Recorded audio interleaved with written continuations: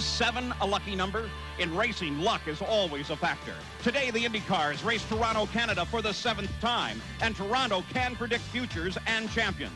Consider 2 years ago, Unser and Andretti, a classic confrontation on a rain-slick surface. Little Al grabbing the lead from Michael, sensing somehow this day and year might be different. For many, like Bobby Rahal, the rain was not lucky. As visibility dropped, Junior raced on without challenge.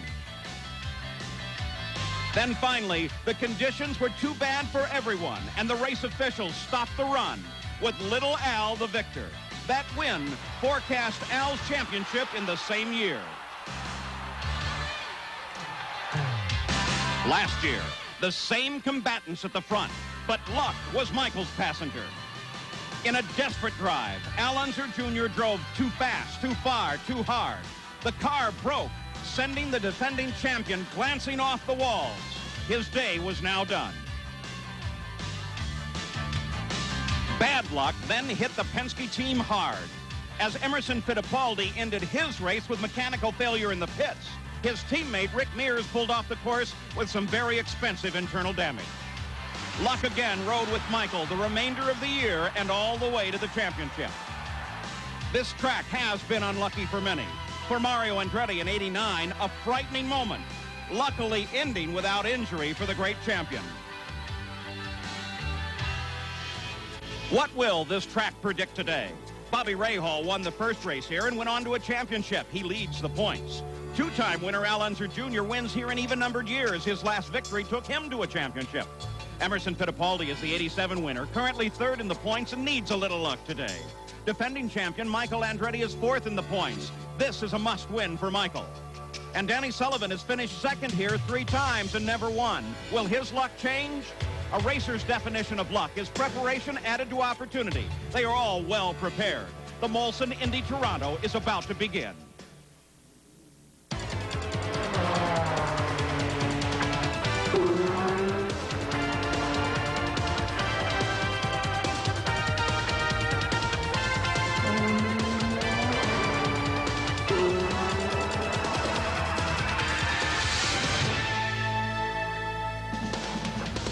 The engines have fired and the Indy cars are ready to go racing in Toronto. Hello and welcome to Toronto, Ontario, Canada. I'm Paul Page. This is a magnificent international city. Great theater, good restaurants, and of course, IndyCar racing. This is the 7th year of the Indy cars here at Toronto's Exhibition Place, and it's a very pivotal part of the series for the Indy cars, and so it's appropriate that ABC Sports visits here for the very first time. Now, because of the championship battle, this is always an important race, but the name Toronto will go down in the IndyCar history books for a far more prominent reason. Yesterday, there was a 4.5-hour meeting of the 24-member IndyCar owner board. They've decided to streamline the sport, to get in step with the Indianapolis Motor Speedway. They've added Tony George to their board as a non-voting member, and they've now pared it down to just 5 members. A good, swift, efficient organization that will look to the future of IndyCar racing. And already they're working on rules that will slow the cars down at Indianapolis in the future and make things just a little bit safer for the IndyCar drivers. Now, as to this race here, well, it's a significant event. But most important, perhaps, is the fact that one of the great IndyCar drivers, Rick Mears, is not driving here. He's still trying to rest that right wrist and looking forward to the Michigan 500. And so driving in his place is Paul Tracy, a Canadian. But Sam Posey, there are other Canadians here of consequence as well.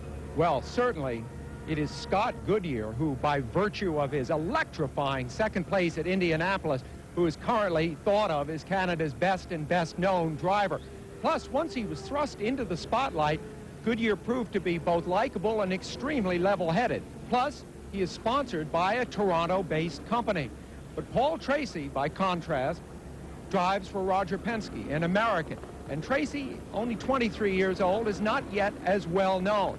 However, for those of us who have seen his sheer brilliance at the wheel, for example, the way he shouldered his way past Michael Andretti to take the lead at Detroit, many of us think that it's not long before Canadians start comparing Paul Tracy with the late, great Gilles Villeneuve.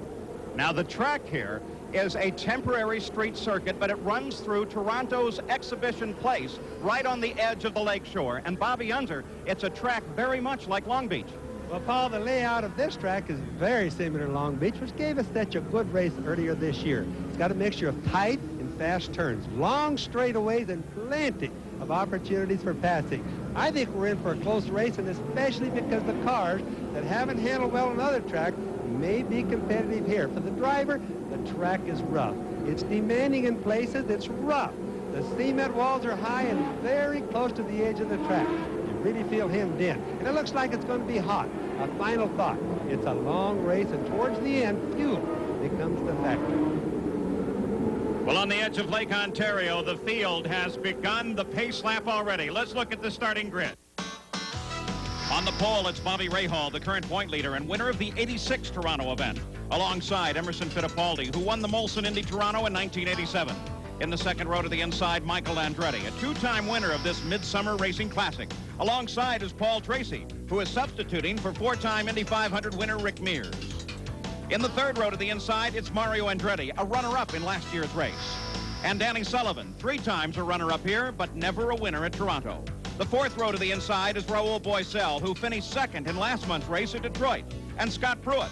He has fourth and sixth place finishes in two starts on this course. Inside the fifth row is John Andretti. He ran fifth in last year's Molson Indy Toronto. Alongside is Al Unser Jr., the winner here in 1988, again in 1990. Inside the sixth row is Scott Goodyear, the Indy 500 runner-up, performing now before a hometown crowd. Outside is Eddie Cheever, who finished third here 2 years ago in his Toronto debut.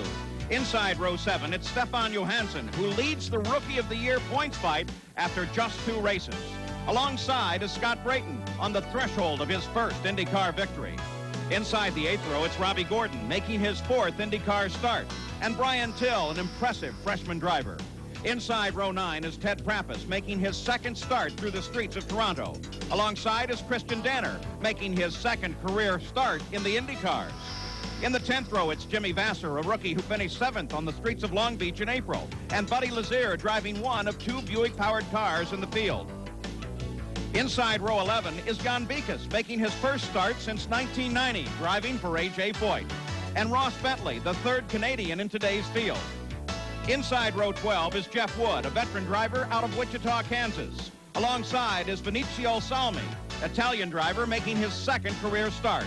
And alone in the final row is Eric Bachelard, a rookie with a pair of top 10 efforts on street courses.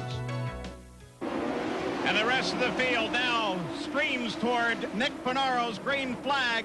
Nick was worried about this start, but he's got it off nice and clean, and the battle begins right at the front of the field with Rahal moving to the outside. Rest of the field comes through nice and smooth through the first turn now. It is still Rahal trying to challenge Emerson Fittipaldi in the 5 car, but look at Michael Andretti in car number 1 as he comes up in there 3 wide on Lakeshore. Boy, you can see Rahal go right past. Look at that going into the first turn. Michael locked up his brake.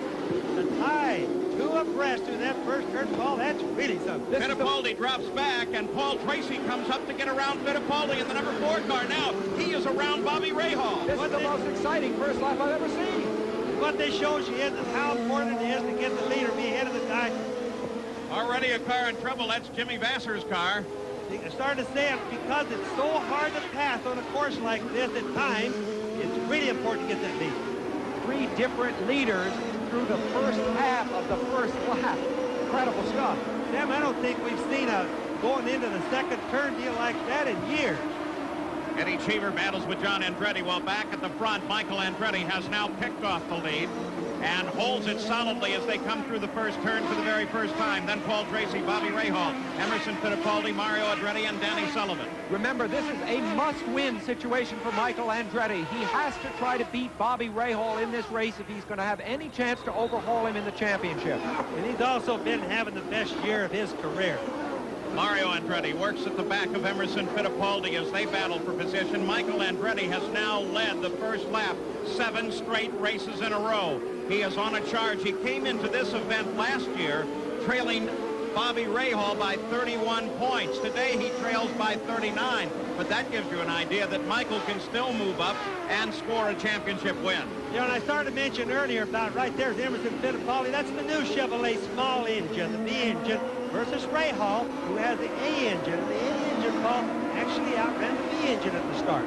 Battle for fourth place, Emerson Fittipaldi and the Ford-powered machine of Mario Andretti. Again, you can tell the difference between Mario and Michael's car. Mario has a red number on the front and a red rollover bar, while Michael's carries that solid black number 1 on the front of his car. Mario had a bad weekend at Loudon, New Hampshire 2 weeks ago. He was involved in a couple of incidents, but he came back here and he's gotten his morale back. Possibly this Toronto is a city of 400,000 Italians live here, the biggest population of Italians anywhere outside of Italian cities themselves. Maybe that's given him a burst of confidence. On board now with Scott Goodyear, the young Canadian with that tremendous second-place finish at the Indianapolis 500. Though he's been struggling here a little bit, and he, of course, is in front of a hometown crowd, so it's very important for him. Now Scott Pruitt has a problem, as he appears to be dragging something off the left side of the car, and yet another car in trouble. That's the 42 car, Vinicio Salmi. So several cars with trouble. It looked like Jimmy Vasser was able to get underway. The course marshals go to help. Look at the front of Scott Pruitt's car. He's been in serious involvement with something. Well, they obviously had a confrontation there. This may give us a clue to at least part of it. I don't think this involves Pruitt here. There's Salmi's spin. Jeff Wood getting around him neatly. Very confined there. You see how narrow the track is at places. Look at the left front of Salmi's car. It was bent, and I don't know. He hit something, and that caused him to spin right there. And this is that real sharp turn at the end of the straightaway that's a long ways around to the right, not 120 degrees. Very precarious position there, and this echoes what you said at the start of the run, Bobby. It's that it's so narrow here, like most temporary circuits, that you can't afford a mistake of a fraction of an inch. No, they really can't. And if you get the block of the track, you just got to block everybody. That makes it hard. Yeah, and if you think about the driver's point of view, remember his eyes, you can see they're below the level of those concrete walls. So you really are driving through a canyon. All right, let's go to the pits. Gary Gerald. We were going to talk about the concerns of the race course at Toronto. Here's visual evidence. The front end damaged heavily on Scott Pruitt's True Sports Budweiser car. The concerns are fuel and the concrete, as Bobby indicated at the top of the show. Surrounded by concrete, there's just not room for forgiveness if you make a mistake. Concentration has to be complete. If you make a bit of a mistake, you can pay a heavy price. Scott Pruitt has just found that out. Let's go to Jack. Gary, that fuel concern is a complex issue here at a track like Toronto. Now, you can, and if you want to win, you want to try and make this race in 2 stops. But because of the nature of the race being about 100 plus laps, you've got a very narrow fuel window. You've got to come in between lap 32 and lap 35 to be able to do it in 2 stops. This all changes if you have about 3 laps of full course yellow. That's happened in the past. But the difference between winning and losing can still be what's left in the tank near the end of the race. And that's only about 4 gallons. Most drivers want to take it all on, and they want to do it in 2 stops. Only time will tell. And of course, Jack, the distance of the track at 1.78 miles around means that you can't miss that stop at all. Michael Andretti is leading here in Toronto. The way they line up at the Molson Indy Toronto, Michael Andretti leads. Paul Tracy, as you see there, is an even second behind Michael. And then Bobby Rahal is 2.3 seconds behind Michael. Emerson Fittipaldi 4.7, and Mario Andretti 6.7 seconds back. Those intervals on a road course are almost meaningless in terms of being able to make up the distance. All this man, Michael Andretti, would have to do is falter for a second. And you can see Paul Tracy in the number 4 car, the car normally driven by Rick Mears, would be all over, around, and ahead of him. And remember, it was exactly this scenario we saw at Detroit a few weeks ago, where Michael Andretti was leading and Paul Tracy suddenly muscled his way by. Michael is obviously thinking of that now, and here he comes. Here comes Paul Tracy making a move on Michael. Bobby Rahal watching from 3rd place. Michael Andretti has the best line in this corner. They should stay static for a turn or 2, but Paul Tracy is anxious to get the lead. Look at him trying to move inside. Well, he pressured Michael hard. And when he went into that number 2 turn down there, number 3 turn, there just isn't any way to really pass a guy on the outside. So Michael probably didn't even believe that Paul Tracy would be trying that, except Paul is new, and he's the most aggressive driver on the track right now. Yeah, and the reason I compared him with the great Canadian driver Gilles Villeneuve is he's very physical. He gets his car right inside another car and forces you out of the way. So Michael Andretti still is the leader, but we've been watching this marvelous attempt by Paul Tracy to catch up and get alongside and get around. You see Bobby Rahal from time to time closing in from third place. I think for the moment, Bobby Unser, that Rahal is just content to watch this battle. I don't think he wants part of it. No, absolutely not. He's letting Paul Tracy do a so-called dirty work. Rahal, out of that group right there, is without doubt the smartest one as far as winning and finishing races in the long run. Well, Michael has been the hard charger and the fast guy all year. Paul Tracy at Detroit was without doubt the fastest car or fastest driver in the same car for Roger Penske there. Well, Bobby, you mentioned Detroit. We're looking at exactly the same situation we saw there, except it's sunny here and not overcast. And remember, it was Bobby Rahal who shadowed Tracy and Michael Andretti there and wound up winning that race. You know, there is, in fact, a wonderful comparison here when you think about it. Here is Bobby Rahal running in third place here, way up in the points. In fact, there's no way that he can lose the lead here. Oh, and we've got a car. There's the number 19 machine. That's Eric Bachelard, the great ARS champion, into the tire barrier and head down. The medical crew is right there. They want to make sure he's all right. This is uncharacteristic. Usually, when you go into the tire barriers, you come out smiling. He seems to have been hurt. In spite of how bad that wreck looks, it would have been 20 times that bad at least if it hadn't been for those tires. That's probably the nicest invention. Look at the webbing that they hold the tires together with. It's almost like running into a balloon. Twin yellow flags at the start-finish line tell the drivers that there is a yellow all the way around. They'll send Johnny Rutherford in the pace car out. There he is, and slow the field down with Michael Andretti in front. Now, we've had another driver in problems early. That's Scott Pruitt, and he's with Gary Gerould. Well, a moment ago, we saw the nose of the car and the damage that was made to the Budweiser team. Scott Pruitt talking with the crew. Scott, what was the problem and what happened? Well, Little Al and I were racing pretty hard, and Danny was in front of us. We went off the end of the straight, came up to the next turn, and he just got in real deep and drove in inside of me. I was real surprised that he made a move like that, and unfortunately put us out of the race. And coming off your best finish of the season 2 weeks ago up in New Hampshire, it's a doubly bitter disappointment. It certainly is. Everybody on the Budweiser True Sports team has been working so hard, and you know we had a lot of ground to make up in front of us, and we're making ground. A lot of things have changed here with the team, and we're trying to get through all that and have something like this. I mean, it's uncalled for. Well, we're glad to see that you're okay, and we look forward to better fortune in 2 weeks in Michigan. Thank you. Right, Scott Pruitt. Some strong words aimed at Al Unser Jr., and perhaps we can get an indication of what happened. Now, that's an entirely different situation. That's, of course, the accident with Bachelard as he got into the barrier. Well, Eric Bachelard obviously slid into the barrier because you could see his left rear was completely loose from the car. He had no control over the car.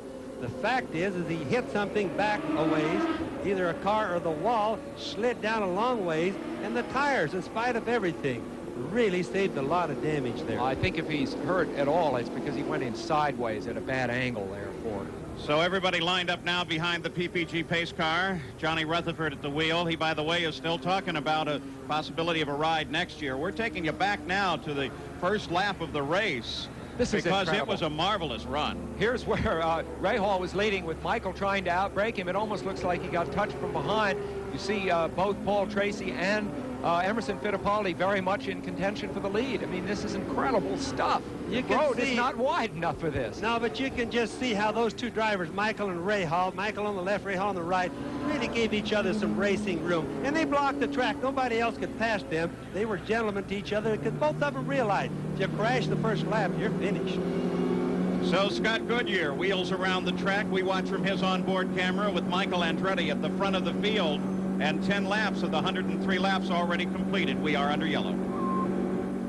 Back in Toronto, Michael Andretti still following the pace car while we are still under a full course caution due to Eric Bachelard's accident. He's climbed out of the car and is doing fine. We mentioned at the start of the show the situation where everybody seems to be getting together in the Indy cars now. The Indianapolis Motor Speedway combined up with the board of the IndyCar group in general. And earlier, Jack Arute was able to talk with Bill Stokan and Tony George about this very situation. It has the potential of allowing the growth of this sport to increase tremendously. I think that it's a first step in finding the continuity between the series and the Indianapolis 500 that's maybe been lacking. It's nice to see the whole thing come back together, and now maybe they'll look further down the road than immediate results, and especially be looking even further and further to the safety of these IndyCar drivers. Good to see those two guys just sitting together, frankly. They've been separated by thought and physical distance over the last few months. Well, Sam, there was going to be a war. That was obvious. And now it's peace instead of a war. And IndyCar racing needs that. Good announcement. Michael Andretti anticipating a green flag, perhaps at the conclusion of this lap, though the yellow flashing light still on the pace car. Let's go back and take a look at the start of this race, which was spectacular from Michael Andretti's point of view. There's Fittipaldi off to the right, Rahal in front, and Michael looking for room. Now they're on Lakeshore Boulevard, long run, and then suddenly they have to break down for a right-hand turn. Watch the placement of Rahal's car. Watch Michael Andretti's. Watch, here's Rahal's wing. Look how close he came under the back of Michael's tire, and look at Michael's right front tire locking up going into there. He's got a little bit too much front brake balance. Boy, what a close deal that was. You think that isn't a display of great driving on both men's part? I mean, those cars are traveling at incredible velocities, and yet they're able to maneuver just inches away. Now Nick Finoro tells the entire field as they come around that there is one lap to go back to the green. Now, there apparently might be some concern about that start. Jack Arute has an update. Well, Paul, you're right on the money. Carl Hogan here and the rest of the crew for Bobby Rahal's team are none too happy about the start of this race. No, I thought the pole setter got to set the pace, and Bobby was getting ready, and Emerson jumped him, which I don't blame Emerson, but I blame the starter for dropping the green flag. On the first lap, Michael hits us in the back in the gearbox, so it wasn't what we'd call a real great start, Jack. Any problems, though, from that altercation when he slams you in the gearbox like that? Has Bobby said anything? No, the car's handling well. Everything's fine. It's just that we want to talk to the IndyCar officials after the race. We see more and more of that type of a problem, though, especially in the last couple of races. Everybody's getting a little over-anxious at the drop. Well, you know, I think that's true, but I think, you know, you can't blame him for trying. We'd do the same thing, but it's up to the starter to drop the green flag at the proper time, and I just don't think it was done today. Paul? Well, one thing to consider, every year I've been here, the starter, Nick Finoro, is concerned about the start because he doesn't have a good view of the field coming toward him. And every year he says, boy, I just hope I do this right because I don't get to see them very much before I actually have to give them a green flag. On board with Danny Sullivan, great view of his car. There's over Scott Goodyear's right shoulder, one of our onboard cameras. Sullivan had moved up to 6th place. He's moved up more than any other car in the race to this point. And Michael Andretti, of course, at the front of the order as they're coming back to green. The pace car comes into the pits. Michael Andretti leads them down. Paul Tracy in second. Bobby Rahal sits in 3rd place. And there comes the green flag. That's the very quick view that Nick gets of the start as well. So he doesn't have a lot of time to anticipate. Coming fairly single file back to the green flag. Well, let me just make a little point there. Michael leading the race. Paul Tracy second, Rahal third. If Rahal was behind Michael, Michael kind of have an idea what he's going to do. With Tracy, he knows that kid is going to push hard.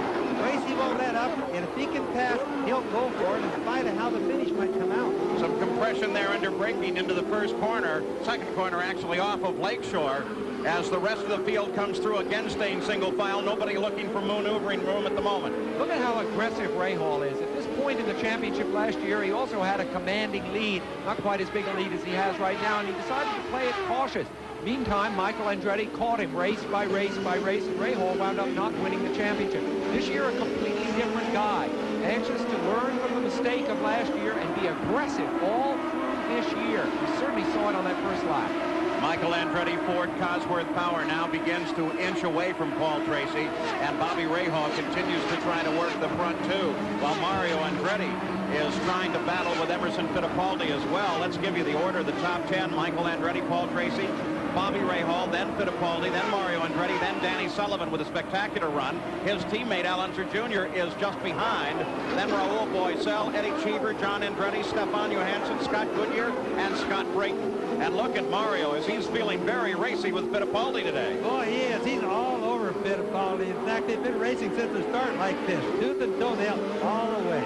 You know, I saw Mario as he was standing waiting for the start of this race, went up to see how he was feeling. Remember, he has those injuries to his feet, suffered in the Indianapolis 500. And I looked down at his driving shoes, and he has little openings cut out to let his toes kind of poke through. Still has his fireproof Nomex sock on under that, so he's safe. But he's got the whole front end of the shoe cut off to try and relieve some of the pressure on those still swollen toes. Mario he's been driving for so long, and he's a tough one. He'll just work around those problems. If he's got sore feet, he'll make them feel good. It will not affect his racing, and he looks like he's racy today. This is one of the few courses on which Mario has never scored a victory. He was second here behind his son last year, but he has not managed to win one of these. There gives you an idea of that long straightaway run as Michael Andretti takes the turn in, and then suddenly it's very short, very tight, and the concrete walls on both sides. You can take no chances here, and yet Michael seems to be able to gauge them perfectly. Yeah, that's about a 120-degree corner. You know, you get into it off of 170 miles an hour straightaway, 175, and then you just keep going around. But it's a nice turn, Paul. Well, Bobby, you compared it earlier with the track at Long Beach, and it's certainly giving us that same kind of really close racing where there's a chance to pass because there is a long straightaway and you can outbreak somebody at the end of it. It's a neat course. Got a quick view of Danny Sullivan in the Molson car there. Remember, that's the Galmor, the car that he performed so well with at Long Beach, and it's working pretty well. We're on board with Danny right now. You can see that battle just ahead, and here this car is working fairly well. And you know, his sponsor of this car is the sponsor of the race. So, in other words, there's a particular urgency for him to succeed here. Posters with this car on it are all over town. Well, I think it's obvious that this circuit, as we said earlier, is very similar to Long Beach because you see Danny running better in this race than where he is right now. In other words, early in the race than he has in any other race so far this season, with the exception of Long Beach, and he won that one. And Little Al is lined up right behind him. Danny Sullivan right now running in 6th place and trying to catch up to Mario Andretti, while just ahead Andretti is trying to catch up to Emerson Fittipaldi, while Mario's son Michael, showing the dominance that he's shown so often this season, continues to run in the front of the field. I was talking to Danny Sullivan's crew this morning saying, hey, what'd you guys do to make that thing like a second quicker just all of a sudden? And they told me all they did to show you how competitive close these cars are, they made a little change to the ramp on the limited slip at the rear end, made 1 full second difference. And they did that to Little Al's car, so you can see Little Al was right behind Danny trying to pass him. The question, Bobby Unser, you brought it up at the start of the show. We've discussed it some, is fuel. I wonder what that long yellow will do. Gary Gerald, do you have any idea? Paul, indeed we do. We know that in the Penske camp, both Fittipaldi and Tracy were running at what they call the 7 o'clock position regarding fuel relationship or fuel adjustment, which is on the conservative side. They figured if they got 5 laps of yellow, that might take away any concerns about fuel in this race. Well, they're very close to that after those earlier incidents. So now we know that the fuel window has been pushed forward. We think they'll stop on lap 40 now as opposed to lap 35 earlier. It may do away with any of the fuel concerns that Jack was talking about early in the show. Love it when it does that. Leaves it to racing on the racetrack. So it's still Michael Andretti out in front with Paul Tracy trying to catch up on a beautiful day. We'll be back after this message and a word from our ABC stations. Back at the Molson Indy Toronto, Michael Andretti is still out in front. Paul Tracy's right behind him, putting the pressure on now. Bobby Rahal is lined up there as well, followed by Emerson Fittipaldi and Mario Andretti. The top 5, for the most part, closely grouped on this circuit as they wind their way through the side of the Canadian National Exhibition place in Toronto. Moving on to the front part of the course along the pit straight. Now, after back-to-back wins at Portland and Milwaukee, then to finish second to points and rival Bobby Rahal at New Hampshire, we asked Michael Andretti about his team's momentum. I think we're still there. I think the biggest thing now is finishing, and you know, if you can finish in the top 2 of the rest of the races, you can still win this championship. So I think it was still a positive thing, even though Bobby didn't win. You know, we just try to win some more. You know, we gave a lot out at the beginning of the year, and we have to you know, try to make it up like we did last year. As we've watched Michael there, just notice how physical this is. I mean, these men really work for their living. Remember, the heart rate is about triple what it would be resting. Just notice knows he's coming through a particularly rough part of the track right here. He has to really fight the car over the bumps at very high speeds. A lot of work. Of course, remember, as we mentioned earlier, Michael Andretti at this point in the season was about the same number of points behind Bobby Rahal. And, of course, as the #1 on his car indicates, he came out of last season with the national championship. Look at Paul Tracy. Paul Tracy looking for racing room to the left of Michael Andretti. He searches to the outside. Now, this is a braking maneuver down to a right-hand corner. Rahal's right there watching as well. Tracy tries to stay on the outside, is forced back, and, boy, that wall to the left comes up very quickly. Boy, there's no way to make it on the outside. If you don't have a really big edge, you can't do it. Michael knew that, but I'm proud of Michael. He really had a little racing room. Look at Danny there. Danny lost the back end, and his teammate, Little Al, who's been on his rear end for the past couple of laps, is right there as well. Danny just slapped the door shut on him. Yes, he did. Well, there's nothing you can do right into there. It's all S-turn, just back and forth. But Little Al's favorite place to pass is going into that #3 turn at the end of the long straightaway. And he almost got Danny, but he stuck it out before they collided. Then he tried to get him back, but Danny had nothing to do. No place to go except head for the wall. And you see right ahead of Danny on the track is Mario. You may just catch sight of him in that white car up there. So Danny thinks he can catch Mario. He has been catching him, and he doesn't want to cede the place to Little Al first. There you see the computer-generated stats on Danny Sullivan. Marvelous electronic system that they have now in the Indy cars, where transponders on the cars talk to antennas in the pavement, and computers sort all that out through the EDS computer system, and now we can have wonderful information like that. A lot of speculation that Little Al, you see now again pulling out outside. There's a good maneuver. Little Al locks him. Little Al locks the brakes, gets past Danny Sullivan. Boy, that's a real bonsai maneuver there. I'm surprised he tried it with a teammate. All right, now there's talk that he may go, Little Al may go to Formula One next year. Remember, Danny has put in a year in Formula One years ago for Taro. It's that kind of maneuver and pulling it off that is commonplace in Formula One, and boy, could he do it. Here's Boesel posting to a stop. Raul Boesel apparently got involved with Brian Till, is what the situation was. Till back under power. Now will Raul get going? That car, of course, is a new number from what you've seen in the past. He's been driving the 11 car, which is the number normally carried by Hiro Matsushita, who's intended to drive at this race, but he got out in practice, and his leg from his accident in Indianapolis still hurts him terribly, especially, he told me, when he tries to heel and toe. And so he said, I'm going to wait just a little bit longer. Well, I think it's a function of this track in particular that it was so rough here for him. This is the point in the race when the track is slippery. As you watch a lot of the cars, watch your rear end, you watch Little Al trying to outbrake. Here's Little Al coming in there trying to pass Danny. Now watch his tires. He's braking as hard as he can, but right about here, see the rear tires just lock up a little bit. The track is slippery, so the car loses a little adhesion. Now, most of the cars in the race right now are having this. The track will get better a little bit later as the oil gets a chance to soak in. Boy, what a delicate piece of balancing there. You just get a glimpse of the 14 car, A.J. Foyt's car. Jan Bikas is the driver at the current time in that machine. Now, you saw Raul Boesel running off the course. Gary Gerould, can you update that for us? Indeed we can, Paul. Boy, somebody on the rev limiter as they just go flying by us on the pit straight here.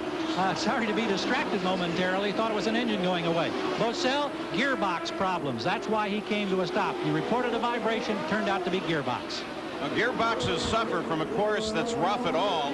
And this one, you can see all the different changes in elevation, changes in pavement surface as well, from asphalt to concrete and back, as we watch Roger Penske, who is on the two-way radio, to his driver for this race, Paul Tracy. I think all of us are very concerned. We miss Rick Mears here and hope he is back soon. Well, I think you're going to find that Paul Tracy was a super pick for Roger Penske. That boy has been right there in the red and white Marlboro #4. It's been extremely fast at Roger Penske's cars on the road circuit. And Roger, I had a talk with him the other day. He said, hey, I'm going to stick with this kid. We're going to make a good race driver out of him because he is quick. Interesting, though, that Tracy, after that bid to take the lead off Michael Andretti, has now dropped back a little and is having to regroup. He's got Rahal right on his tail. Sam, that comes about because Penske is talking to him. You can see Roger talking to him. Roger saying, hey, don't try to win the race right now. Be smart like Rahal. Lay back. When it's important to do so, go for it when you have a chance. Yeah, Paul told me the other day that he was trying to give some input as to the handling of the car via the radio, and Roger said, don't talk. Just say, yes, I've heard your message, or no, I have not heard your message. Yes, no, or give forward. Then Stefan Johansson into the pits. This is the 32nd lap, so that would have been the original plan time, but consider the yellow flag all say they'll go a little bit later, but Johansson is in now early. We'll be back with more from Toronto. Suddenly making an appearance, Paul Tracy is in the pits. Gary Gerold's right there. Paulie came in earlier than expected. We had just gotten a 3-lap indication. He came in. The engine is quiet. They're peeling off the bodywork. And the young Canadian driver sits helplessly in the cockpit. In the crowd, you can audibly hear them groaning and moaning in their concern after the terrific race that he was running. We don't know what the problem is. It may be gearbox related. They're trying to move him up now. They're trying to get him into position. The bodywork is off. Now they go to work back around the gearbox. We can only assume that maybe something jammed back there. We'll try to find out more, obviously. Roger Penske oversees the operation. That's Richard Buck, the chief mechanic on the car, over the cockpit there. They're all on the same two-way communications. In fact, they have a very sophisticated communications network within the Penske team. So while they are doing this kind of work, they can all communicate with one another. And Bobby, they're at the back of the engine. Yeah, well, that's where the gearbox is. The gearbox is right in the back, and that's what he's got problems with. That's what they're looking at and working around. You know, the thing about it is with this team, this has been their chance to be competitive on road circuits again. It's been a long time before they've really been competitive on real good road circuits or street circuits. Like at Long Beach, they always have problems. So this is really going to hurt Roger Penske a lot. Something to consider about Paul Tracy. Penske cars have led 35 laps this year. Paul Tracy, essentially their test driver, has led 19 of those. You just got a glimpse of Michael. Now you watch Bobby Rahal, who assumed second place when Paul Tracy went into the pits and has some distance to make up on Michael. So now we have the same situation that we've been watching in the Indy cars most of the year.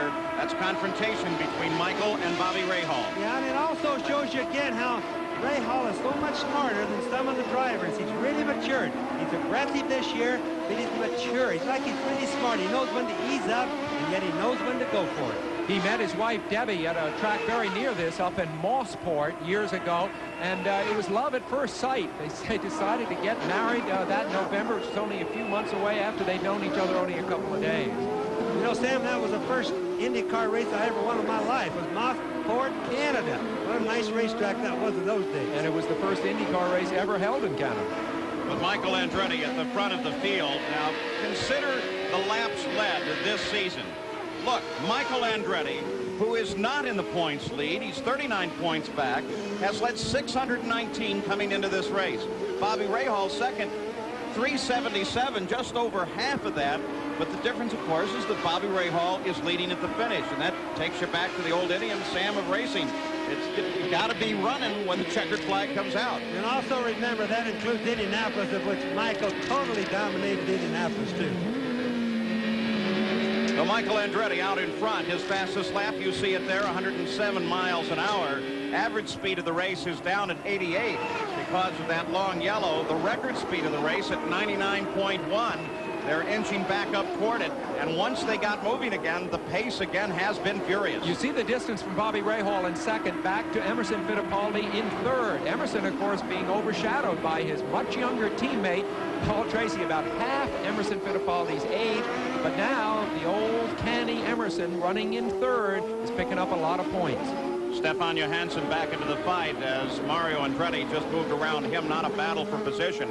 Again at the top of the field to give you the order. It's Michael Andretti, Bobby Rahal, then third place Emerson Fittipaldi. Then that car, Mario Andretti, car number 2. Right behind him, Al Unser Jr., then Danny Sullivan, then Eddie Cheever, John Andretti, Scott Goodyear, Scott Brayton, and Brian Till with a marvelous race going, despite the fact that he got himself sideways on the course a little bit earlier. You caught just a glimpse of that. Brian Till driving the same True Sports car that Scott Pruitt drove to 4th place here last year, and Till missed qualifying at the same speed that Scott did last year by just 1/10 of a second. So I think Brian Till is a guy we're going to see a lot from. So it's Ford Cosworth power in this car as well as in Michael's car. An engine that once it won its first race, which it did in the run at Portland, has proven to be definitely a factor to contend with. Remember the dominance, too, at the Indianapolis 500 for that Ford Cosworth. You can see there's Mario right there, and right behind is little Al creeping up.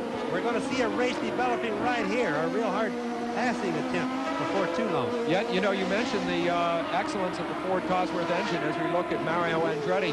The next highest placed Ford Cosworth is Eddie Cheever back in 7th. So it's not just the engine. the team. Well, you can sure see that sometimes because you see Michael and Mario Andretti both have identical cars, identical engines, but young Michael is obviously the fastest. Ford has announced that they will have more cars carrying their engine next year, but they have not yet announced who those cars might be. And Chevrolet is saying very much the same as we watched Scott Goodyear. Bobby, they're telling people that you can get that basic Ford A engine that everybody wanted so badly last year with no problem at all now. Well, here's Scott Goodyear right here, driving for the McKinsey people right here. That's an all-Canadian team. McKinsey Financial here in Toronto. They are one of the teams that's really talking to Ford right now. Well, and of course, they are now the focus of the Canadian fans now that Paul Tracy is out. McKinsey, of course, a mutual fund organization, and their man, Scott Goodyear, he has really blossomed in the public eye since his success at Indianapolis. He is fun to talk to. He's got a very good head on his shoulders, very practical approach to the future of IndyCar racing. I imagine he, along with many of the other drivers, very happy with the new accord between CART and Indy. Emerson Fittipaldi in the pits. This should be a routine stop. These stops coming on lap 39. And you saw that they were laid out and waiting for Bobby Rahal as well. You also can see that they are continuing their work on Paul Tracy's car. So here goes Emerson Fittipaldi back into the fight. Michael Andretti continues as the leader. Danny Sullivan in the pits. He came in the pits in 6th position. And the Gallus Craco crew going to work on that car. They're having a slow stop.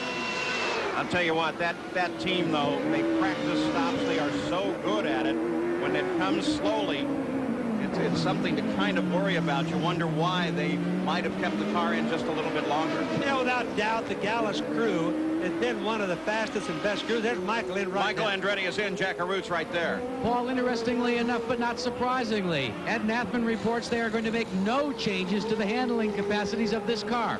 Michael has talked very little on the radio, and he feels that the car is running the way he'd like it. Conversely, his teammate and his father is going to take on one turn up on the wing. Whoa!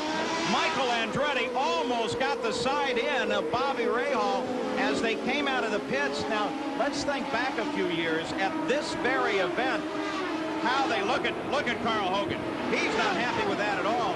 Several years ago, they absolutely mandated that if you got 2 wheels over that yellow line, you were coming in for a stop-and-go penalty. In fact, that made the difference in one of the races here. Yeah, let's watch take a look at this. Here comes Michael on the right of the screen as Bobby Rahal pulls out.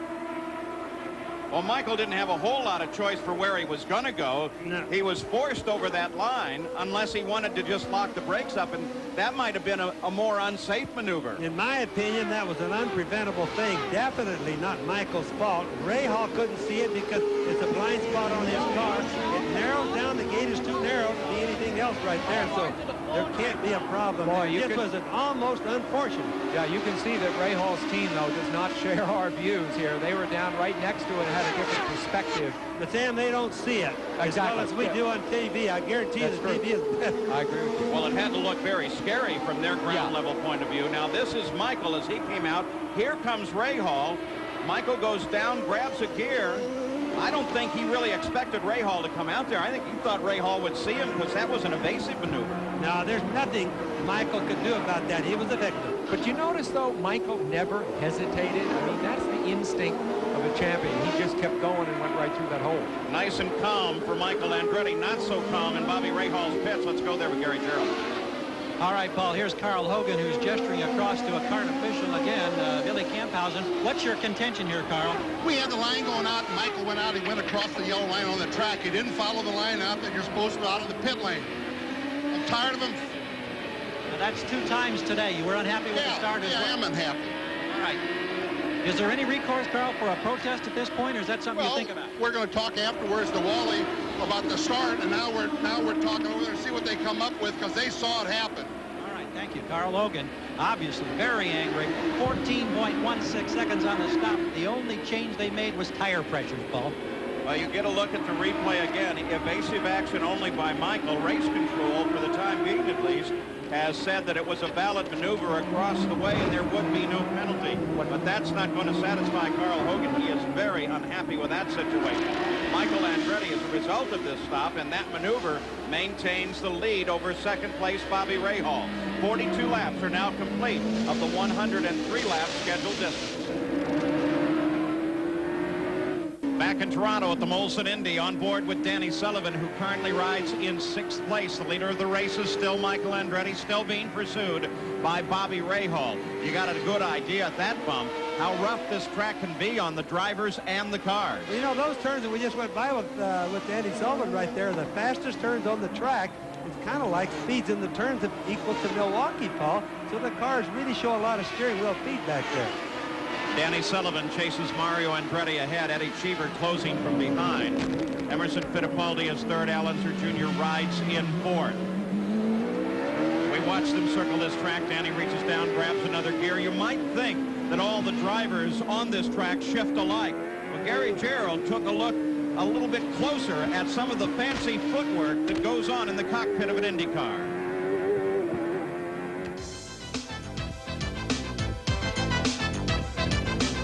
Approximately 20 times a lap here at Toronto, a driver engages the gearbox to shift the engine on his Indy car. Raul Boesel is graciously in the cockpit of his car here to show us the footwork, because two distinctively different techniques are utilized in road racing. Now, keep in mind that the position of the pedals is just like in your passenger car with a manual transmission. Throttle or accelerator on the right, brake in the middle, the clutch is on the left. Raul is a classic road racer. He utilizes the clutch every time he engages the gearbox. Keep an eye now as he goes up through the gears. Left foot hits the clutch, right foot on the throttle. Second, third, fourth, fifth gear. Now as he comes down through the gears, he still uses the clutch, foot on the brake, and he hits the throttle with the side of his foot. Now, contrary to popular belief, you can also shift these cars without utilizing the clutch. And there are some drivers who utilize that technique. As they go up through the gearbox, they blip the throttle. They come off of it. That's when they engage a gear. As he comes down through the gearbox, the left foot does the braking. The right foot runs the revs up, because you must match the engine revolution with the speed of the gearbox. Now, Raul is giving us a good demonstration of just how that's done, but if you miss one of those gears, you pay a heavy price. Over rev, you damage the engine. You can also damage the gearbox if you miss the shift, and if you don't get the revs up when you're downshifting and you grab a gear, you can lock up the rear end, spin out, take yourself out of the race. Keep in mind, Raul is going to do this more than 2,000 times during the course of this race. And of course, despite all of that care that Raul took with the gearbox, that's what failed him and put him out early on in this run. And ironically, that wouldn't have anything to do with it normally. And when you shift without using the clutch, that's more the modern way. And the guys that were brought up in oval track racing do that an awful lot, because they're used to braking with their left foot. In fact, for many years, it was one of the biggest secrets that drivers had to road race with. Scott Brayton continues to work, or Scott Goodyear continues to work through traffic. He currently runs in 9th place. The leader of the race, Michael Andretti, is closing up behind him, because there are only 9 cars running on the leader lap now as we approach the halfway point. So, Jack Arute, what about fuel? Will there be enough with that long yellow?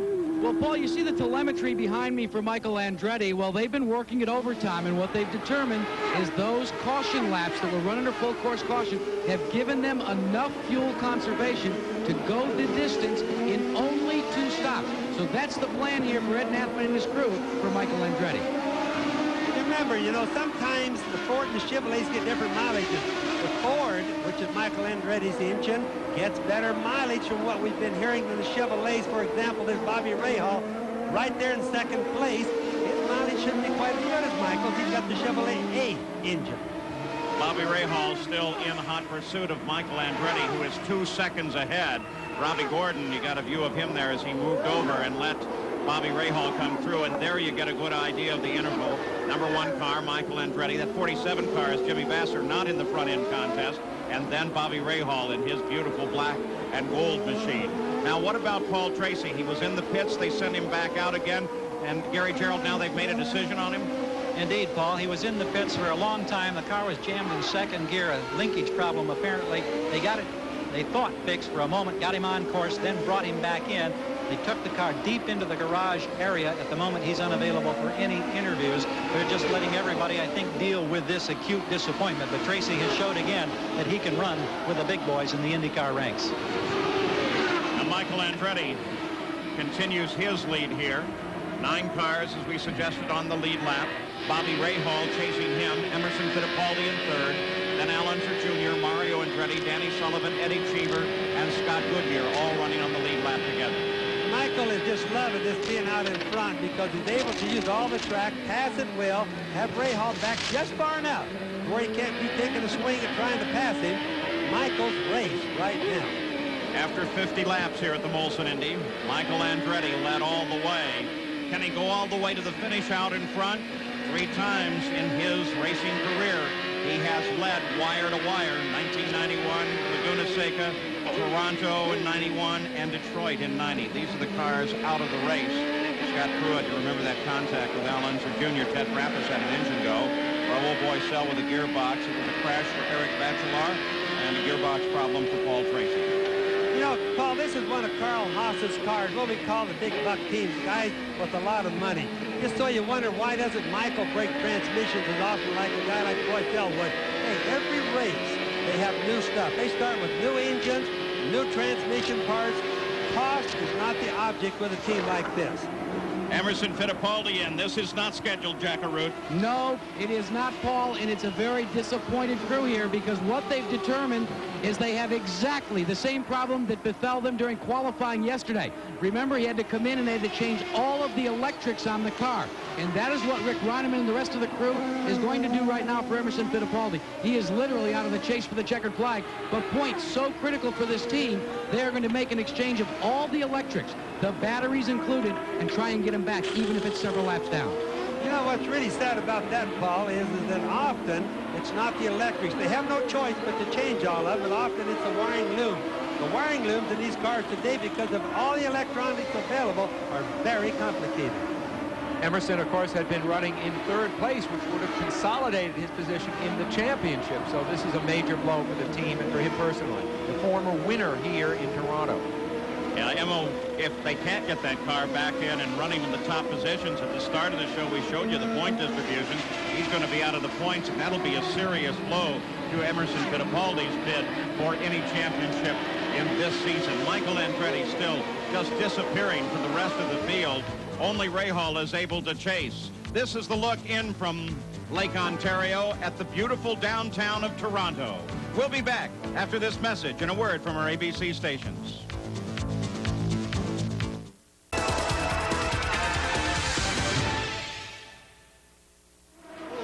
Back at the Molson Indy Toronto, Bobby Rahal closing up on the back end of Michael Andretti. Michael just picked up that extra point for leading the most laps as we crossed over the halfway point at this race, and all of a sudden in the last half lap or so, Bobby Rahal has surged forward and is now in a desperate effort to catch Michael. Well, you know, it shows us, Paul, that Rahal did have a reserve, and that he has been laying back. Now, not loafing, I don't mean that at all, but laying back.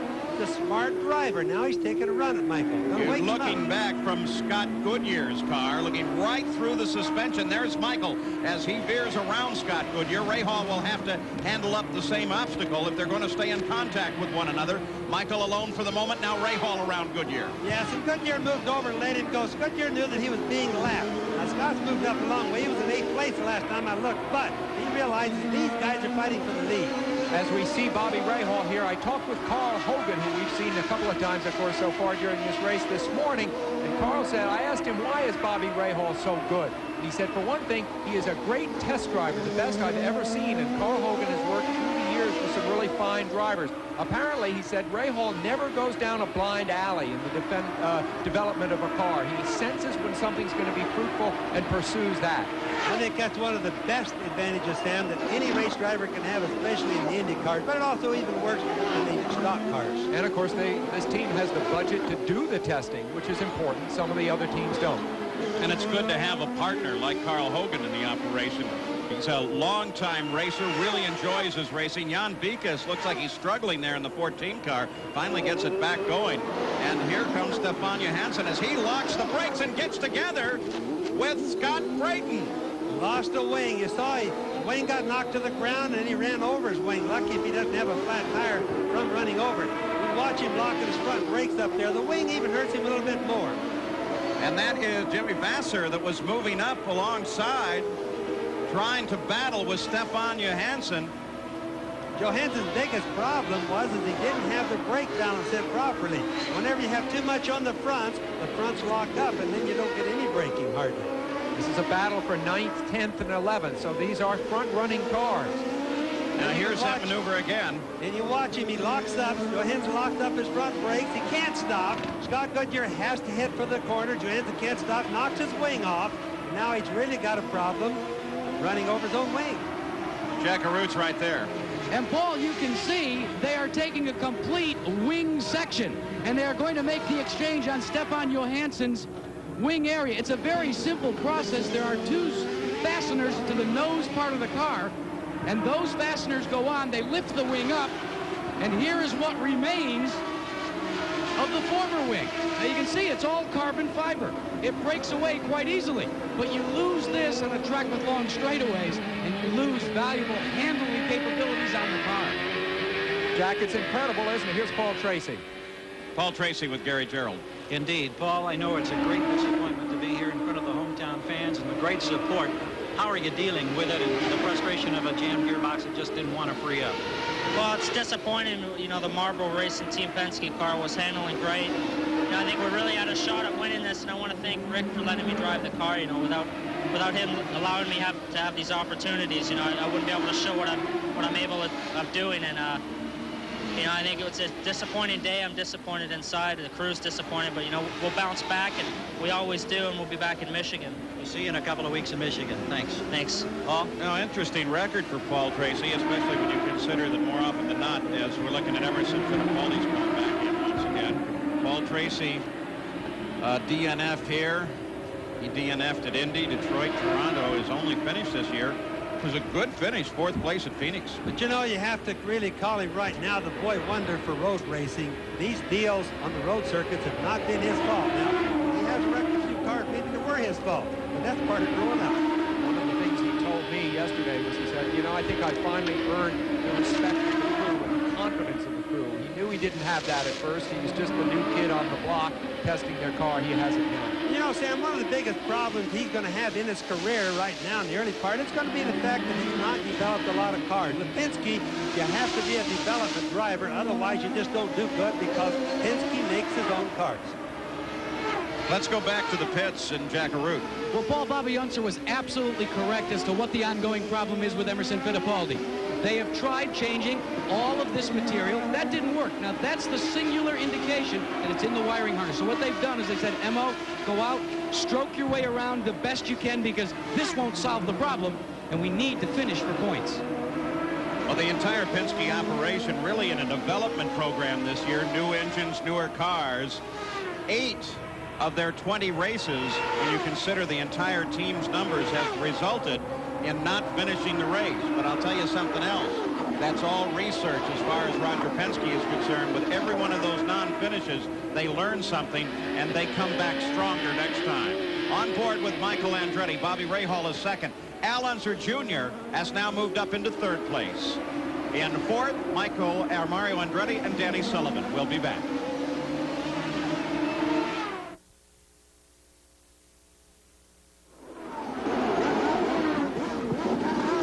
And 2 cars coming together, Mario Andretti and Al Unser Jr.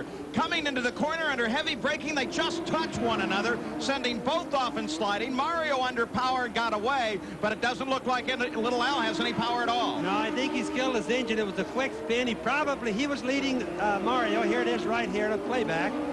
The 2 cars, Mario closing. This was a nice battle developing for 3rd place. And Mario just ran right into the back of little Al. Didn't do it intentionally, but he couldn't stop. Spun little Al around. It was unexpected little Al's part, as I started to say, so he lost his engine. The spin happened so quick. See, that little Al couldn't catch the clutch quick enough because he's one of these drivers that brakes with his left foot and shifts with his right hand only. And Mario Andretti heads for pit road. Jack Arut's right there. Well, Paul, the crew gets their first look at the problems on Mario Andretti's car. The cursory look shows that there doesn't seem to be any damage that could dramatically affect the car. They are going to adjust the wing. The front nose piece is slashed away with giant gashes in it, but he is off and away after changing just 4 tires. As Paul Newman, one of the car owners, watched, and you could see he was concerned, as was the crew, with the front suspension on that car to make sure that was in good shape. You can see the tire marks on the nose of Mario's car.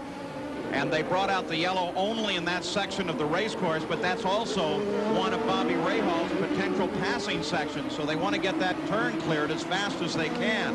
That's just a situation, Bobby Unser, is it not, where brake fade changes lap to lap. Not a driver error as much as you just really don't know if you can run that close at this point in the race. Absolutely. Mario was going to try to attempt to pass on Little Al. He was going to try to pass him. Then he found out he couldn't make it. He can't stop anymore because he had a run at him.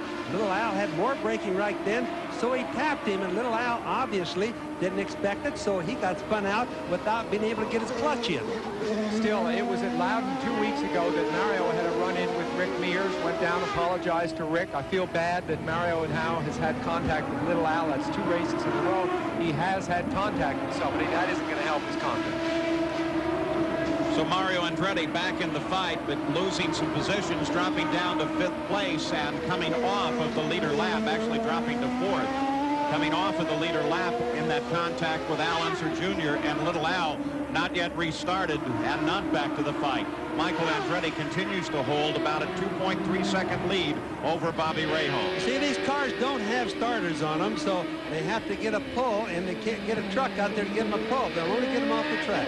Next Saturday on ABC Sports, a full day of great championship golf at 2 o'clock Eastern. Top seniors from around the world will converge on the famed Royal Lytham and St. Anne's Golf Club for the British Senior Open. And then at 3:30 Eastern, we begin coverage of the Lady Pros in the U.S. Women's Open Golf Championship. That's all next Saturday, right here on ABC Sports. Michael Andretti still holding off and charging Bobby Rahal. From time to time, Rahal's car has been right up on the back end of Michael, and it seems that Bobby Rahal is handling a little bit better. Bobby Unser, is that a product of the fuel load going down in Rahal's car? Well, it obviously is. Bobby likes a light fuel, or his car likes a light fuel load. But he takes a run up on Michael, who's right there. Then you can see Bobby Rahal is back a little bit now. Then he'll ease it off and come back now. He could be doing 2 things, cooling his radiators down and cooling the brakes. He runs up, he tests Michael, and then he backs off a little bit. And, of course, he's keeping the pressure on Michael throughout. Michael running first, of course. Mario still running 4th. Last year, the Andrettis finished 1st and 2nd. They're now running 1st and 4th. You know, often a race driver like Michael will be out in front as long as he is. He's led almost all this entire race. And what he'll do is get a little bit lackadaisical. The guy, he slows down. The guy behind him slows down. So they both do it. And all of a sudden, the guy behind who's Rahal now runs up on him. Then Michael's got to get her up again. And that's what Rahal wants to keep doing to him. Again, just off to Michael's left on the other side of the wall, another half of the roadway, and then a beautiful lakefront here. Look at this. This is a graph of Michael Andretti's performance this year. Up and down and up and down. And then Bobby Rahal. He doesn't necessarily like the title of Mr. Consistency, but it is a little bit more even, and those first place finishes followed up with the second places. Those have really helped him stay at the top of the points. He's not only finished good, but he's really been aggressive this year. Michael, of course, it must be remembered, started the year with an unproven engine, the new Ford Cosworth engine. It took a few races before that was really functioning for him, and had he not lost those points, doubtless this championship would be head-to-head right now instead of having Rahal with the big lead. You saw Emerson Fittipaldi struggling earlier. Finally, they brought the car in, trying to fix it. Apparently, it doesn't work. Right now, he's with Jack. Well, Paul, despite all of this, he did have the second fastest lap of the race so far, but that's nothing to take home and be excited about, is it, Emma? Well, Jack, you know, the car was really running strong, and after the first pit stop, I was like 10 seconds behind Michael, and started catching down to 6-7 seconds, and very disappointed. We had an electrical problem, I don't know if somewhere on the chassis. With this type of season that Team Penske is having, how tough is it on the drivers? It's got to be big disappointments week after week. Well, you know, today we'll be very competitive and we have a good chance of winning. We're running very strong. I'm looking for the next race in Michigan 500, you know, the Marlboro 500 in Michigan. Should be a good race for us and the rest of the season. I mean, just have to go for the next race and go for it. Paul? We're looking forward to that one, too. You'll see it here on ABC Sports. Roger Penske, both cars out.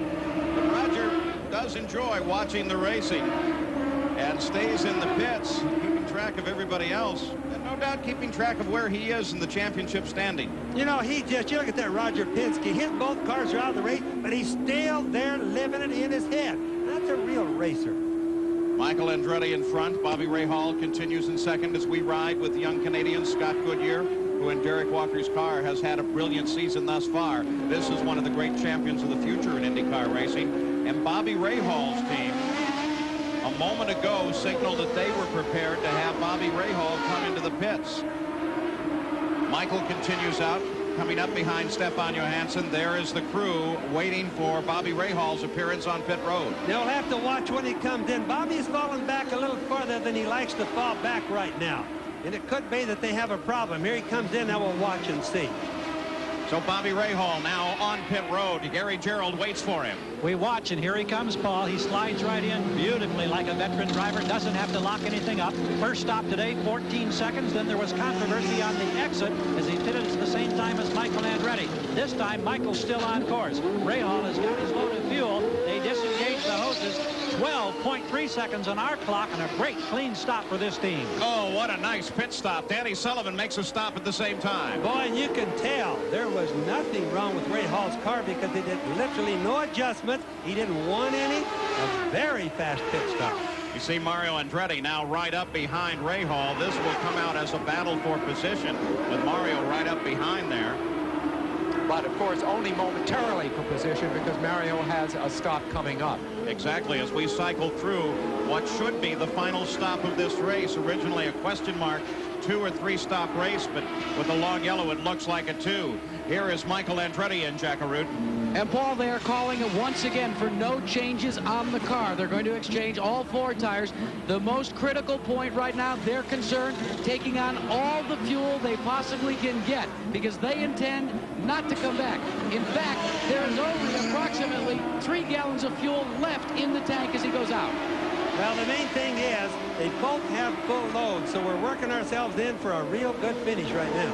And I'll tell you what, the Newman Haas crew has nothing to be ashamed of in that stop either. Both of those have been absolute practices of ballet, total coordination, as both Rahal and Michael Andretti make their stops. But will it be quick enough for Bobby Rahal? And will he be able to find his way back in contact?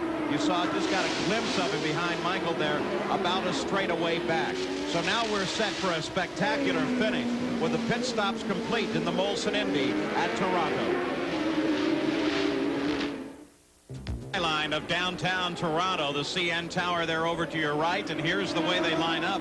Not much change at the front of the order. Michael Andretti followed by Bobby Rahal. Danny Sullivan is just a few feet off of being on the leader lap. Then Mario Andretti is behind him, and Eddie Cheever runs down in 5th place. Now Scott Goodyear is circling this track, currently running in 7th.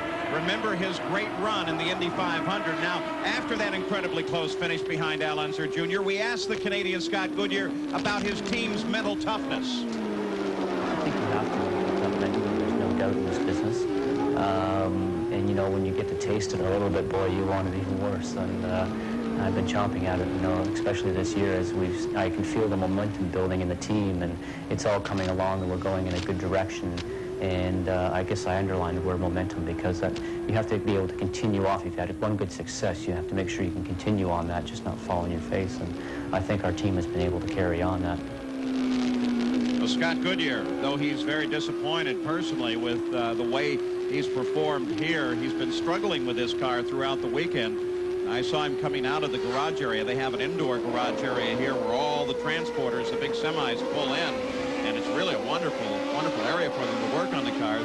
And he just really was concerned. He wasn't doing as good as he wanted to in front of this Canadian crowd. Well, you know, that's true, Paul. But ever since Jim O'Donnell with McKenzie and Derek Walker have teamed up, this team has really been looking good. Right there's Scott Goodyear. So that really makes a giant difference of how you put good people together. One of my new favorite shots, the out through the rear suspension of Scott Goodyear's car. Yeah, you mentioned Derek Walker, of course, being the crew chief now for Scott Goodyear, who you see here Derek Walker, multi-time Indy winner when he was Roger Penske's crew chief. And when you have that kind of talent, that kind of history in your team, it's easy to have the kind of confidence that Scott Goodyear was talking about, the way they build on it. And his chief mechanic, Laurie Garish, another guy, he was my chief mechanic in 1981, been with Derek Walker for a long time, was with Penske for a long time. As long as we're watching Scott talking about Derek Walker is one of the new smaller board members in this whole new organizational plan they put together for a year trial to try to bring all of IndyCar racing back in focus and back together. Derek Walker is one of them, Carl Haas, Roger Penske, Jim Hall, and Dale Coyne. So that's a nice cross-representation of IndyCars. And then, of course, non-voting members, the chairman of CART, Bill Stokan, and the president of the Indianapolis Motor Speedway, Tony George. Let's go pit side with Jack Arute. Well, Paul, if all things go according to plan, we won't see Michael Andretti again, because when you bang his fuel tank, it's bone dry. Now here's the hose that runs out of the tank down to the filler nozzle. This is 1 gallon. This would be 2 gallons up here. He has exactly 1.5 gallons left. The telemetry tells them that they can now run consuming fuel at 1.4 miles to the gallon. So they feel they can go flat out the rest of the way. They've turned the boost up, and they hope that Bobby Rahal cannot catch them. For more on that, let's check in with Gary Gerould. Jack, it's almost an identical story here. Carl Hogan watches with foot on the pit wall along with the crew. They have a little more fuel left than Michael. 4 gallons left in the hose here, but they can turn the wick up. This is a showdown to the finish. They don't expect to see Rahal in the pits again until the checkered flag.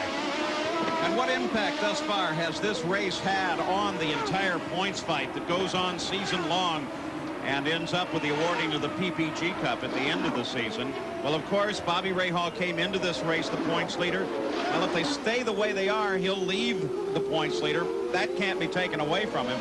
But Michael Andretti will close to within 34 points. So he's gained 5 points overall. That is, if they finish in this current fashion. Now, Al Unser Jr., after his spin-off, is back in the running, but currently out of the points. So some of the other contenders, Little Al, Emerson Fittipaldi, Al Unser Jr., they have all had their problems here today, and they all have the potential of finishing out of the points, and that's going to open up that battle. Of course, what Michael Andretti really needs is to have Bobby Rahal fall out of one of these races. There are 7 races left in the championship. We look at the race summary after 81 laps. Michael Andretti leading all the way. Will he go all the way to the checkered flag? 1 caution. That when Eric Bachelard got into the wall, these are the cars out of the race. Fortunately, Eric walks away from his machine. Scott Pruitt had damage to the front of his car. Ted Krappus with an engine letting go. And Raul Boesel, Paul Tracy with gearbox problems. Salmi, Fittipaldi, you've seen his problem. Jan Beekes finally retires A.J. Foyt's car. And Scott Brayton with damage comes out of this race. So on board now with Danny Sullivan. Sullivan runs in 3rd place, but he is not running on the leader lap. Once again, as we have seen before this year, the only 2 cars on the leader lap are Michael Andretti and Bobby Rahal as they continue to drive away from the rest of the field. So the fight continues in Toronto. We'll be back after this message and a word from your ABC station. Just a few miles from here at Exhibition Place, Queen's Park, and the Parliament Building. Some magnificent architecture here in Toronto. It is a most beautiful city. And the action continues over at Exhibition Place. On Lakeshore, Michael Andretti continues to lead, closing up behind Stefan Johansson, trying to put these cars yet another lap down. And Bobby Rahal has fallen back a bit. He's now 4.5 seconds behind Michael, but having to handle up some traffic. Michael, well, he gets through it pretty quickly, so it will not be a factor to Michael in terms of slowing him down and allowing Bobby Rahal to catch up. Traffic's really important right now. Michael's led all of this race, but the biggest problem that he has is traffic. Any one of these guys with his cement so close on each side can cause Michael to clip the wall. So he has to be careful and watch for Bobby Rahal taking a run at him at the same time. 88 laps are now complete, 103 laps, the scheduled distance, and this the 7th annual Molson Indy Toronto. Gigantic crowd here, beautiful day, nice sky overhead, and I'll tell you something, Bobby Unser and Sam, these Canadian race fans love their racing. They come out, they love to watch anything, and this is a race-filled weekend. You don't see any of them leaving before the race is over. These people, the Canadians up here, just plain love racing, like you said. And you know, they're two young drivers that they justifiably are so proud of, have performed today exactly as one might have expected.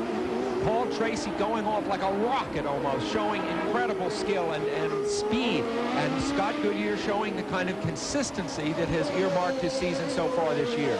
As we keep an eye on Bobby Rahal in second place, he and the Rahal-Hogan team continue to lead both in points and in prize money earned in this year's Texaco Haviland pit stop competition. However, Scott Goodyear and his Walker Motorsports team have now moved into second place in that competition after proving that a great pit stop strategy is an important part of every IndyCar event. While his competitors visited pit lane at least 3 times at the Milwaukee 200, Goodyear needed only 2 pit stops on his way to spending the least amount of time in the pits during the race, and that moved him up in the points. So that competition continues as well. Michael Andretti, the Kmart car number 1, looking solid, pulling out from Bobby Rahal, who is still a good 4 seconds back. But remember, so many times this year, Michael Andretti has been leading toward the closing laps, but doesn't finish the race. Michael Andretti starting third, now first. But you know, the driver's summary. But you know, Paul, he is really being careful today. Now, he's had problems even like in Indianapolis when he's been careful, but he's really been careful today. He's taken a lot of time to pass the cars with Buddy Lazier right in front of him. He's really doing everything he can not to have a confrontation with another car. Well, he's running about a mile an hour only per lap off of his fastest lap, though. So the smoothness that we're noticing from him here is not really slowing him down a great deal, which is interesting. Average speed of the race coming up a bit. Don't forget, in 2 weeks, all these cars move from a temporary road circuit here to the super speedway at Michigan for the Michigan 500. 500 hard-fought miles. That is always a spectacular race. Don't miss that one. Average speed right now, 96.9 miles an hour. So Michael Andretti is closing on his old record set last year at 99.1. Will Michael be able to get past that? He's on his way right now. Bobby Rahal still trying to catch up, has closed the gap by about half a second. But Michael Andretti is looking solid.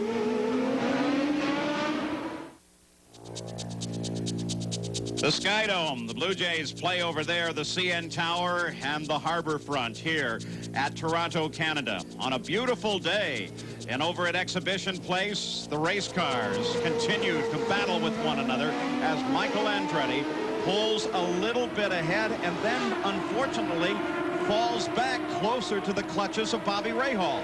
You see Bobby Rahal as he comes off that corner. Now watch. Get a glimpse of him. There is Bobby Rahal as he is once again closing in and is now only 2.5 seconds back. Well, Rahal has no choice. It's a points race. It's a championship they're going after, and he's pulling everything out he can pull out. He's got to rev the engine as tight as it'll go, use all the fuel that is necessary, do all the braking that he can do, because there's only 10 laps left. Just 10 laps to go, and remember that Bobby Rahal's car tends to handle better when it's lighter. So the story should tell here shortly as Rahal definitely in hot pursuit. Now, what about Michael Andretti? And will he have an opportunity to maybe lead flag to flag for the second year in a row here? Jack Arute, what do you think? Well, Paul, that seems to be his goal right now. In fact, the crew has radioed to him that they are not at all concerned about fuel. They have radioed for him to go to +4 on the fuel setting. So even though they only have 1.5 gallons, they have no intentions of bringing him back in, nor are they going to play this conservatively. Now, you've got to remember that his chief counterpart in the chase for the championship is directly behind him. So if you want to use up a competitor's car, try to keep the pace as hot and as fast as you possibly can. Run the competition out of fuel, and maybe you can gain some more points. Let's check in with Gary Gerould. Well, Carl Hogan is here watching Bobby Rahal. What are your chances of catching Michael Andretti? Well, under all the circumstances right now, not very well. Any major concerns? Well, we may have one. You got to tell us about it. Not right now. All right. There's one concern. Now, let me ask about that incident with the officials earlier. Will you file a protest? Well, we're going to talk to him first. We're going to talk to him for sure. I don't know if we'll file a protest. We're going to talk to them, see what they have to say. All right. There is a concern. We don't know what it is. Maybe we'll find out, Paul. Well, I think at very least, Carl Hogan wants to get a different view. Remember, he had a ground level view of the whole thing. I think he wants to see what the other officials are saying before he passes any harsh judgments on them. That Carl Hogan's about the nicest man you could ever meet, but again, like you said, Paul, he can't see everything. And as far as the protest at the start, I've never seen one of those things be valid in my life at motor racing, so it won't happen here with that. But Bobby Rahal's run as hard as he could. Michael is running hard at times. Rahal seems faster than Michael, but he can't get around it. You know what I like about Hogan, though? He doesn't mask it all. What you get is what he is. He loves the sport. He's intensely involved in it. He gets happy. He gets angry. We need a little bit more of that. Can't you imagine having him for a partner in any business? That's got to be a dream come true. Only when you're winning. I got a feeling if you're not doing well, you can be a bear. Michael out in front now, 3.6 seconds, so Rahal has dropped back a bit. We ride with third place Danny Sullivan, who is off the lead lap. He is being pursued by Mario Andretti, Eddie Cheever, John Andretti, Scott Goodyear, Al Unser Jr., Robbie Gordon, and Brian Till. And on Bobby Rahal's situation, Gary, you have more. Well, Carl Hogan was being mysterious with us, but then he said you might want to stick around, and we see indications that this team may be anticipating a late race stop by Rahal. If in fact that's the case, that would of course seemingly destroy any chance to win. He's got to be worried about trying to protect second place in the standings. We wait with them, and we'll see this mystery resolved shortly, I think. Now, if that happens, Paul, it means that they did a timed stop, which I don't think, if they did that, was a very good thing to be doing. Rahal was behind him trying to gain. You mean a time stop the last time they were in? The time stop the last time they were in, and it just doesn't make sense that Jim McGee would allow that to happen in that team. Bobby, do you think the thought there was to try to get ahead of Michael, even if it was only briefly, and see if that would change the chemistry of the race? Yes, and that was for certain sure, and it almost did, because we saw almost a bad confrontation coming out of the pits, but nonetheless, it isn't a good thing to do. You have to go to the end. So Michael Andretti runs in front, and Bobby Rahal is in second, but he still may have more problems. Rahal may have to hit the pits. We'll be back.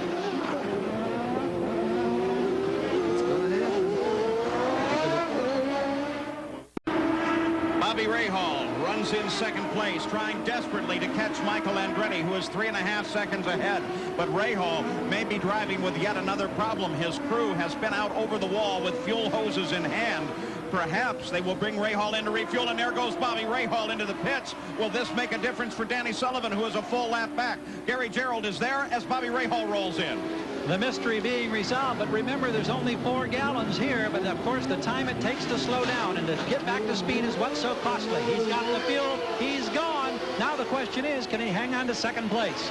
4 seconds in and out. There is Danny Sullivan as Danny Sullivan comes in past the Princess Gate and alongside of Bobby Rahal. Bobby Rahal gets a nose in front of him.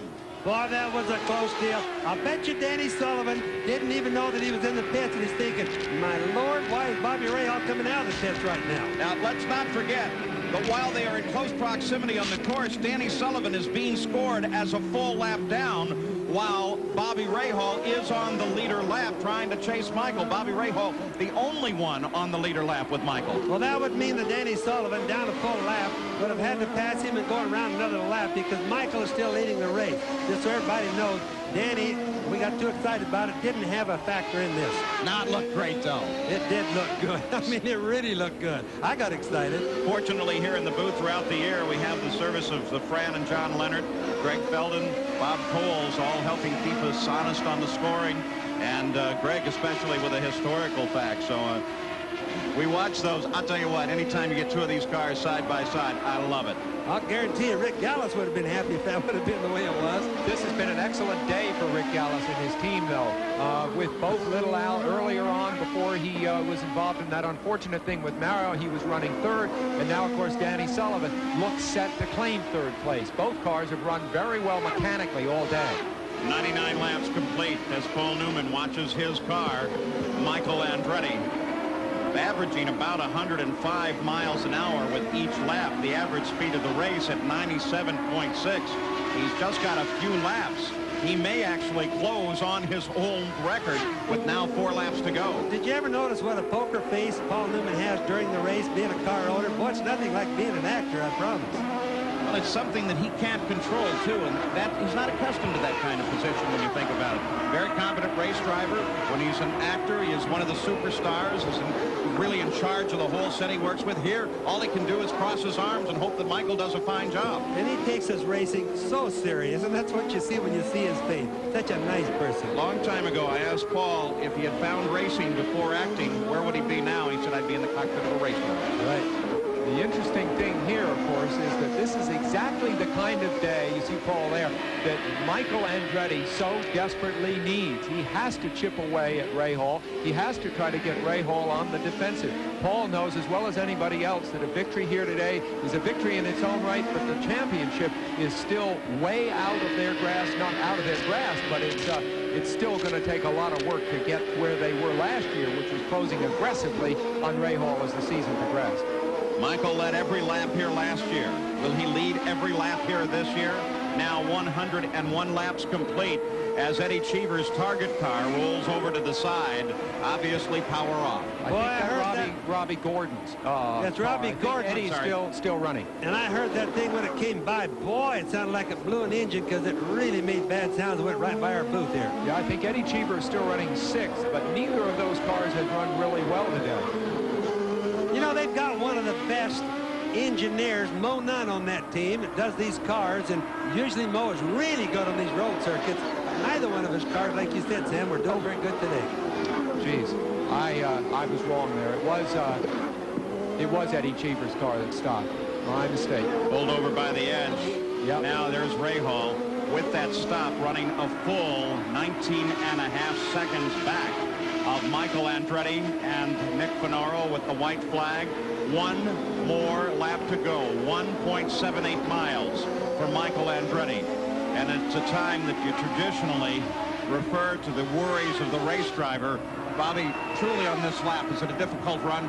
Oh, it certainly is, and especially with Michael. Think of all the bad luck he's had, almost winning some races this year and dropping out. So, boy, I'll tell you what, he shifts it easy, he turns it easy, watches the traffic easy, definitely doesn't turn much RPM. So Michael Andretti now totally without challenge on the final lap. And, of course, what a relief mentally for him that Rahal had to make that pit stop. That has basically allowed him to enjoy these last couple of laps, which he would not have been able to do with Bobby Rahal in his mirrors. It's rare that a driver gets a chance to savor a win coming up, and I think Michael is able to do that right this minute. And Michael Andretti heads for the checkered flag. No one else in contest on this field. As we come to the closing lap, Michael Andretti makes the final turn onto the pit straight. And the Kmart Lola has taken the win here in Toronto. And another victory for the Ford engine. And 25 victories now go into the record book for Michael Andretti. Newman and Haas are both very pleased with that win. We'll be back. For the second year in a row, a flag-to-flag win for Michael Andretti at Toronto. Let's go down to Victory Circle and Jack. Well, Michael Andretti, congratulations. You certainly keep the heat on in the chase for the championship. We're sure trying. You know, Bobby's doing his work. He keeps finishing, but, you know, all we can do is keep winning and hope that one of these times Bobby doesn't finish and maybe we're back in this thing. But, you know, the Kmart Havoline guys did a great job today, you know, in the pits, getting me in and out quick, and car ran great. The Ford engine ran perfect, and, you know, I love racing here at the Molson Indy. What about, describe for us the incident exiting pit road in that first pit stop, that sequence there when you really gobbled up some real estate and found Bobby Rahal? Yeah, well, Bobby just all of a sudden just shot straight left, and I was, you know, I was a little worried about it, but there was enough room for me to just make it by, and everything was legal. Well, congratulations. Thank you. Let's take a look down now through the official results here with Michael Andretti taking the win. Danny Sullivan gives the Galmer a good ride. Robbie Gordon, the highest finishing rookie. Brian Till comes in 10th place. That's a good finish for him as well. A great day here in Toronto as Michael Andretti runs away from everybody. But the points leader is still Bobby Rahal, and now he's with Gary Gerould. Bobby Rahal out of the car is your second place finisher, and I know it's not the euphoria of 2 weeks ago when you got the win in the last race and Michael was second. This time it's reversed, but you protect that all-importance point lead. Well, I mean, I think we were giving Michael a run. We just didn't get all the fuel in the tank on that last pit stop, and that kind of shot the race for us. But car ran beautifully, and it's just we seemed a little quicker in places. He got through traffic a little better than I did. But all in all, it was a good race for us. We'll wish you better at Michigan in a couple of weeks on the bank. Thank you. All right. Bobby Rahal still has the points lead, but Michael Andretti has nibbled another 5 points away from that lead.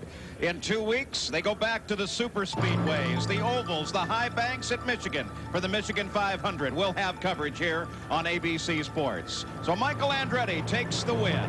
I'm Paul Page for Bobby Unser, Sam Posey, Jack Arute, and Gary Gerould. So long from Toronto, Canada.